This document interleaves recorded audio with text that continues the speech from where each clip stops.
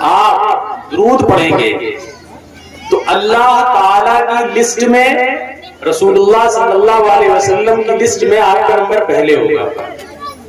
کیسے ہوگا؟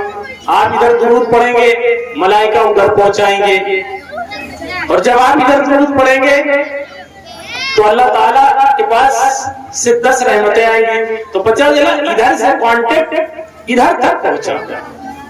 سمجھ میں آ رہی ہے بات میں کیا کہنا چاہ رہا ہوں؟ کہ جب ایک مرتبہ درود پڑھیں گے تو اللہ رب العزت کی رحمتیں متوجہ ہوں گی اور آپ پر 10 رحمتیں نازل ہوں گی. تو پتہ چلا اللہ تعالیٰ سے ادھر تعلق درود پڑھنے سے فرشتہ آپ کا درود نبی رحمت صلی اللہ علیہ وسلم پر پہنچائے